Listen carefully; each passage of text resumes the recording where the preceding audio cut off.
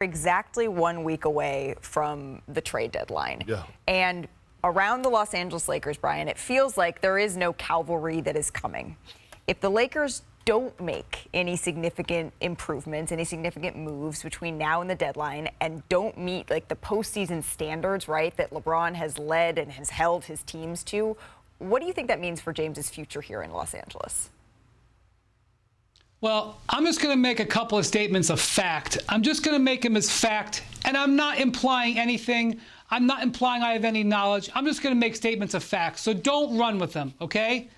LeBron has been a Laker for 6 years. He has signed 3 contracts. Those are facts.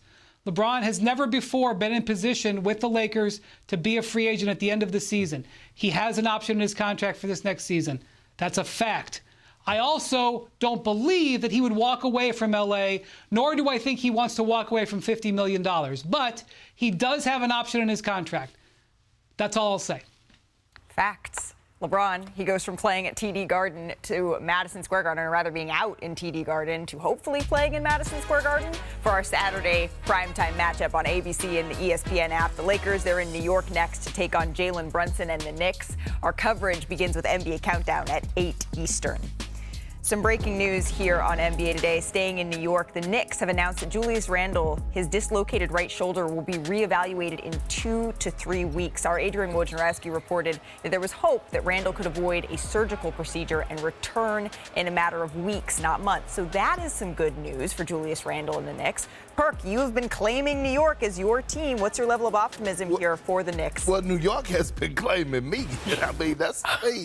But look, this is great news, because he don't have to have surgery, right? You factor in the AllStar break, Julius Randle will be back, Jalen Brunson, Josh Hart, the crew, they go hold it down. There's still some really interesting decisions to make around the AllStar reserve spots. The official rosters, they're going to be released a little bit later today. First, let's just take a quick look, a reminder of who the starters are in the Eastern Conference. In the Western Conference here, in the East, you have Halliburton, Lillard, Tatum, Giannis, and Joel Embiid. Jokic, Durant, LeBron, Shea, and Luka round out the West. So we got 7 more spots in each conference to fill out.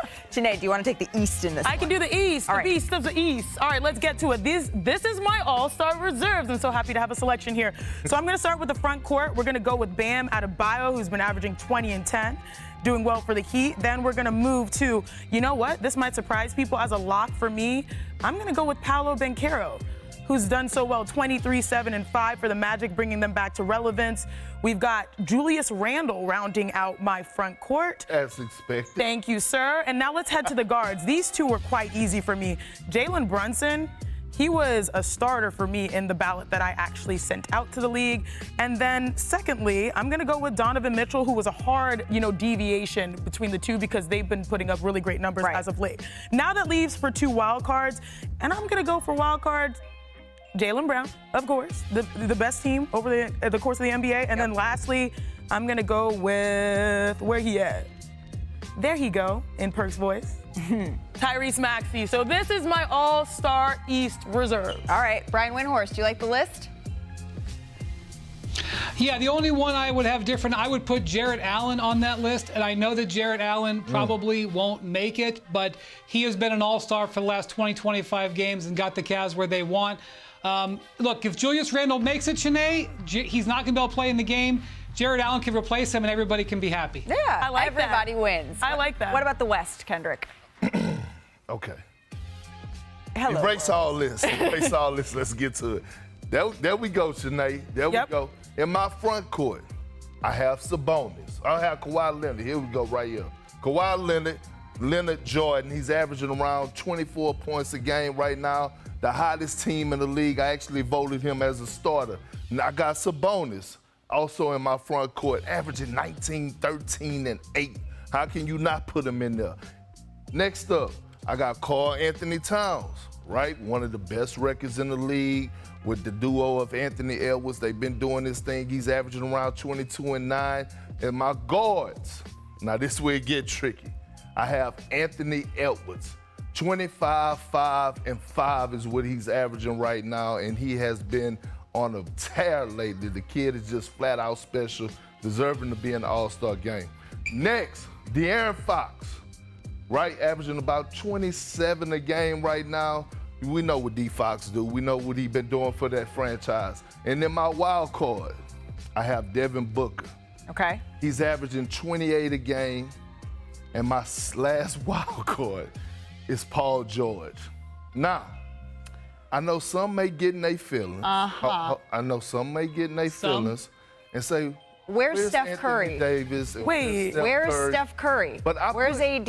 I'm going to tell you where they at. Not on my list of all-star reserves. Are they on yours, Brian? And here, I want to know if they're on Brian. Oh, go ahead. Yeah, and then we can hear why. I mean, in all honesty, Perk, it's kind of not even fair to Steph to have him as a wild card. He should be one of the bona fide guards. But okay, if you want to make him a wild card, but with all due respect, it's indefensible not to have him on the team. And also, I know you're putting De'Aaron Fox on over him, and he's had a good year, but 2 Kings on a... I mean, if you're going to penalize the Warriors for underachieving, it's not like the Kings are tearing up the league. So, 2 Brian, Kings and no Steph, that's a hard sell, man. Well, Wendy, I love you so much, but look, I actually put myself into the coach's position because they're the ones who vote for the reserves. And when I know when coaches vote, they actually look not only at a player production, but what their team is doing. That's why I don't have Steph or Anthony Davis in there. Both of those guys are below 500. No. The Warriors are 4 games below 500 in the 12th spot in the Western Conference. Yeah. I just couldn't do it. I can't get on the same page with you on Steph this Curry, one. Yeah. come on now. He's still doing what he does. AD too. AD. We're going to find out the answers officially in a matter of hours.